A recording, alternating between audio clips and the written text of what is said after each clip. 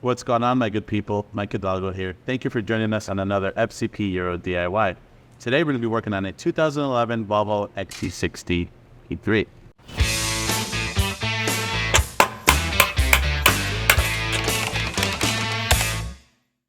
Today I have the XC60 behind me. We're going to be covering how to install not one, not two, but three upgrade kits from our friends over at DO88, all of which are available on fcpo.com. Starting with, obviously, the most important one here, the Performance Intercooler.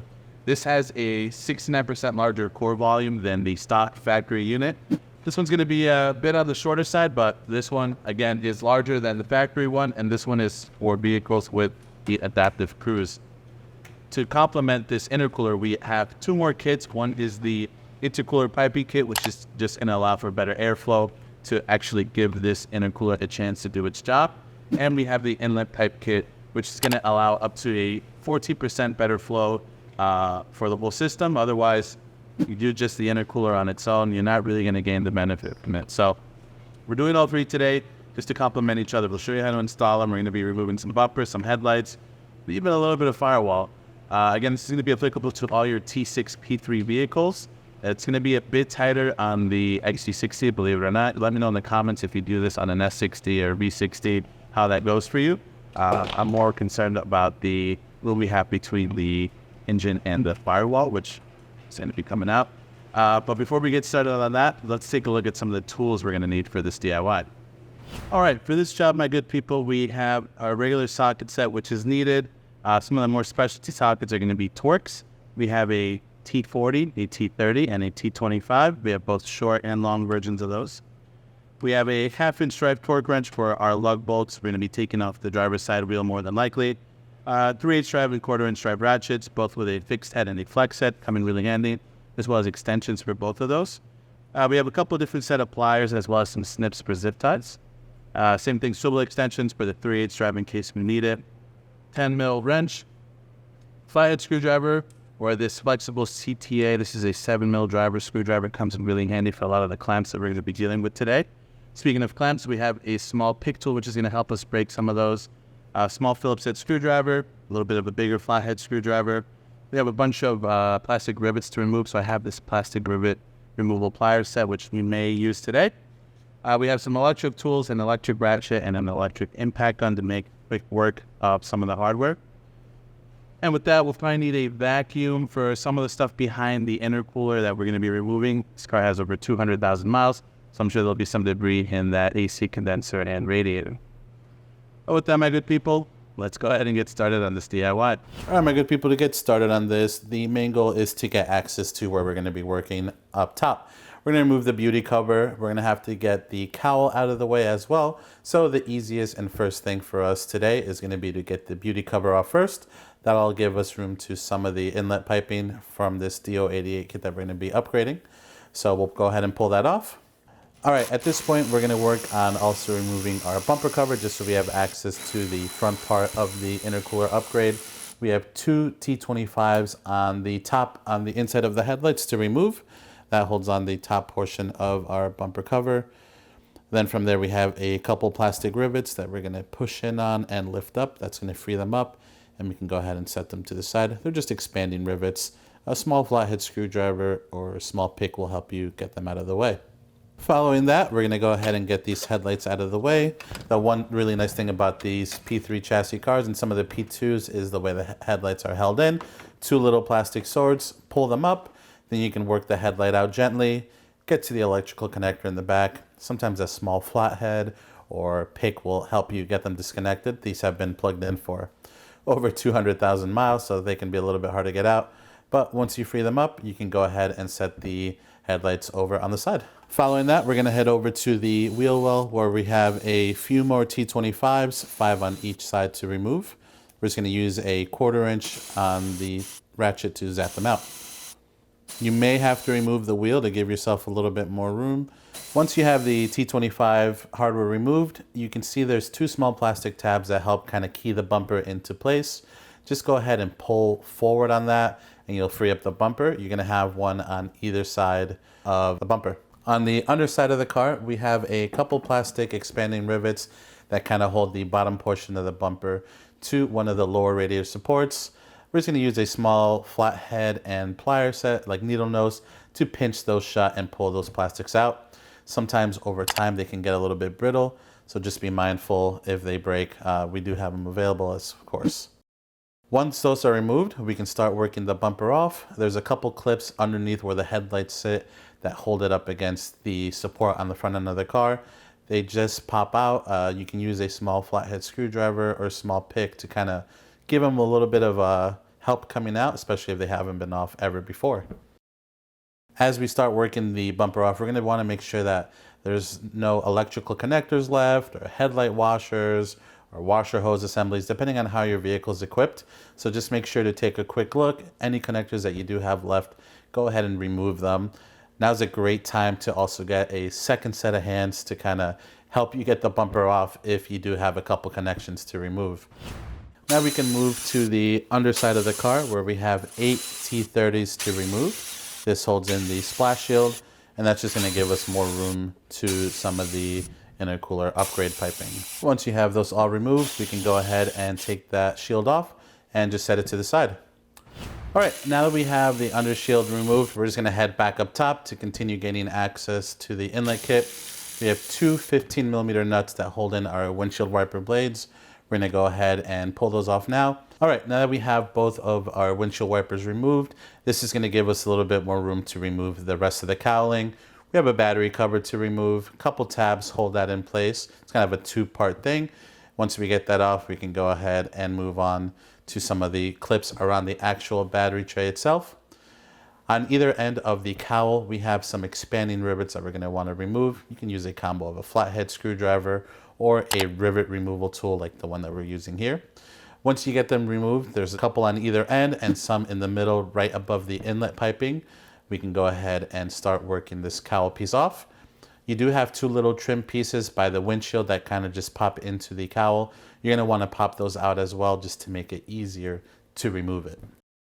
So at this point, we can remove the cowl entirely and go ahead and set it to the side.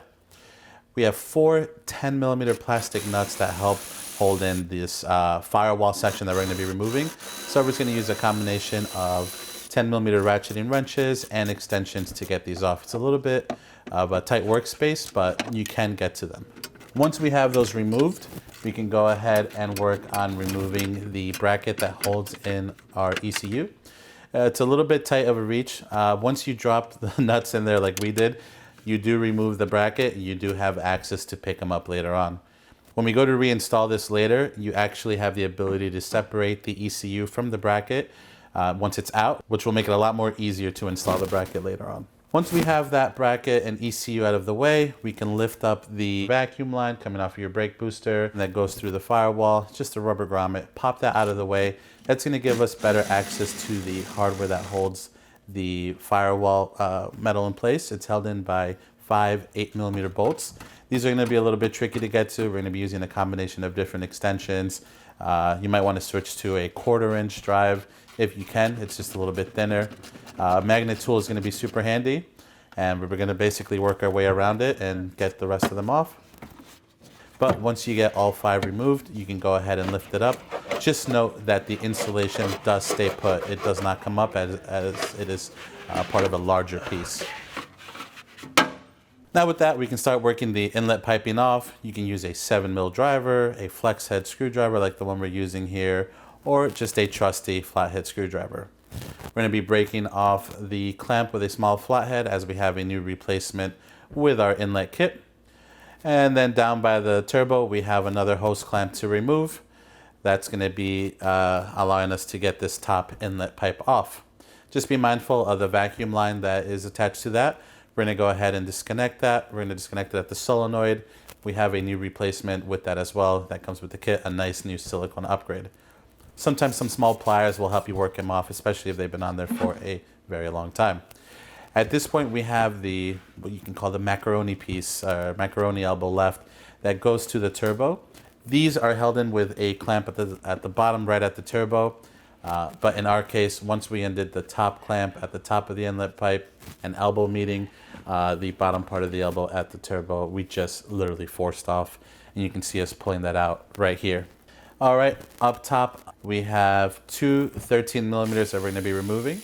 This is going to allow us to get some of these old grommet locators for the old beauty cover out of the way. We also have 4 10mm that we're going to be removing to get rid of the brackets that are no longer needed that hold some of these grommet locators as well. So we're going to go ahead and zap those out now using a shallow 10mm socket. Then we have 2 T40s up top. Those are going to help undo one of the knock sensors and one of the grommets that used to hold the beauty cover in place. With those torques out of the way, and we have another 8mm to remove for this knock sensor. All right, now we have that out of the way, we can start feeding in our new silicone elbow that's going to be going to the turbo. We have our clamp preloaded on the elbow for the bottom portion. We can work the top one on after the fact, but that way we don't have to worry about feeding it in. We have that. We're going to go ahead and move these vacuum lines out of the way, feed the elbow in, making sure that we don't pinch the lines up against anything weird or anything like that. With our elbow on, we're just going to go ahead and mock fit the inlet pipe going from the turbo to the airbox. It's going to be a very tight fit. You do have to kind of mount the hard pipe first using 2 13mm bolts in the provided hardware. And then we're going to go ahead and feed the actual elbow coming off of the turbo on with our clamp. It's going to be a tight squeeze, but they are designed to be able to be bent a little bit and kind of compressed if you're having a hard time feeding it onto the aluminum elbow.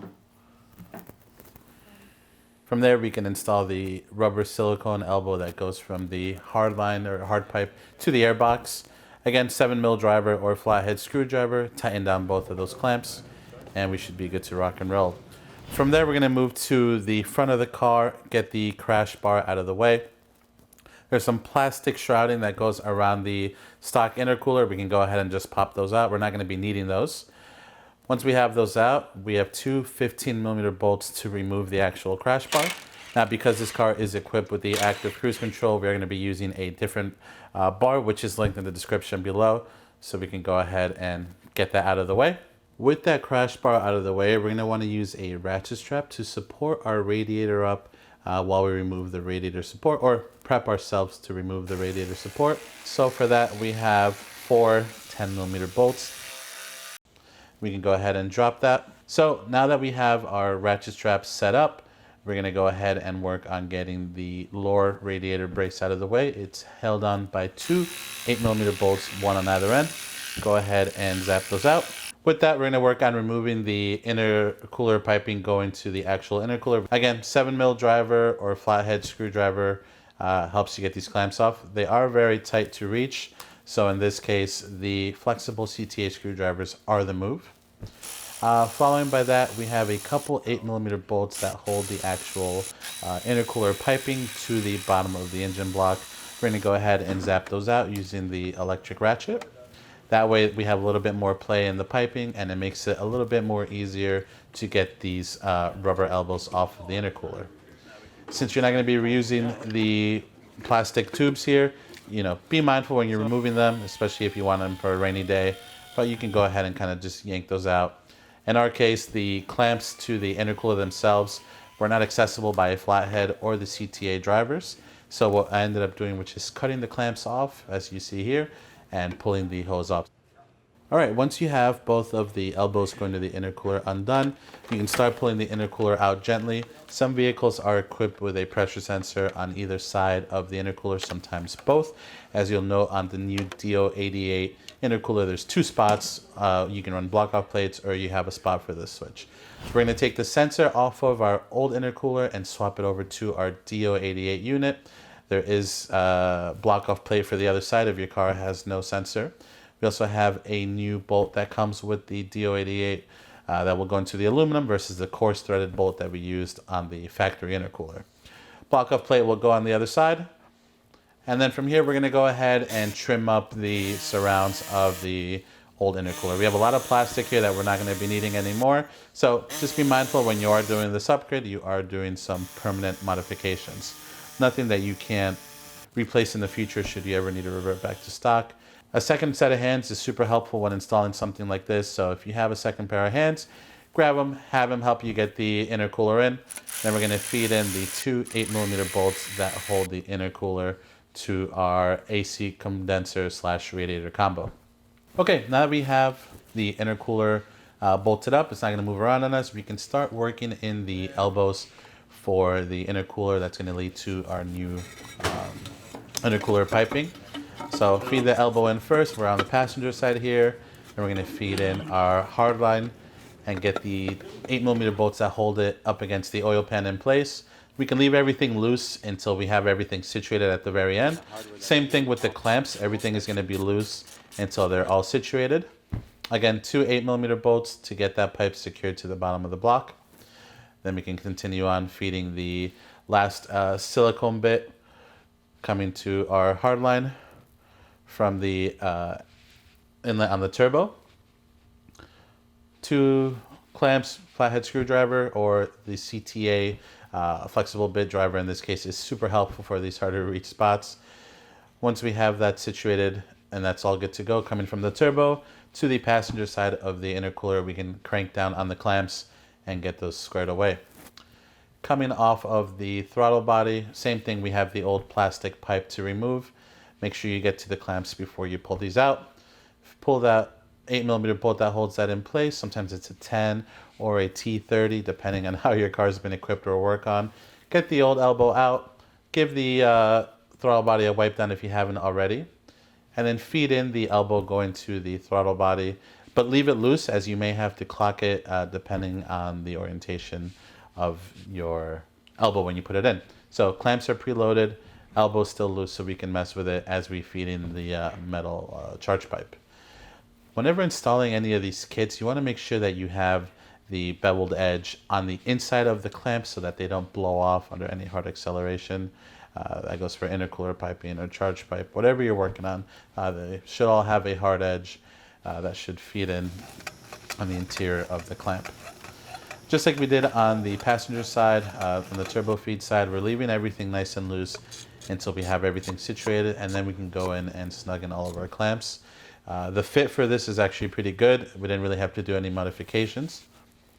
With that buttoned up, now we can work on getting everything reassembled. So at this point, if you're comfortable, you can remove the ratchet, although you do have a little bit of room between the new intercooler and the AC radiator combo. You can move your ratchet strap that's holding everything together. In this case, we replaced the radiator support bar as the old one was very crusty. Again, it's held in by 4 10mm bolts. And if you can see in the corner, we have a screw jack supporting the intercooler, which is also bolted onto our AC compressor and radiator sandwich. So that's acting as our quote-unquote ratchet strap while we put in the bar. So if you're working on this at home on the driveway or in the garage, use a small floor jack with a small piece of wood.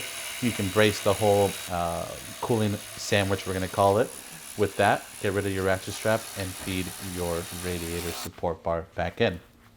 At this point, my good people, we can get our 8 T30s and snug that shield back up. We're just going to use the electric ratchet with an extended T30 to speed things up a little bit. You don't want to over tighten these as they go into plastic grommets, but just keep that in mind. Before we continue on, don't forget to tighten down the clamps at the actual throttle body if you haven't done so already. Again, 7mm socket. It's time to start putting the rest of the car back together. So we're going to work on the firewall portion.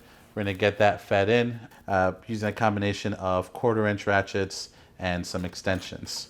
We have 3 on the driver's side and 2 on the passenger side. Once we have those in place, we can sit the insulation back in place, grab our 4 10mm plastic nuts, and get that situated against the firewall piece as well.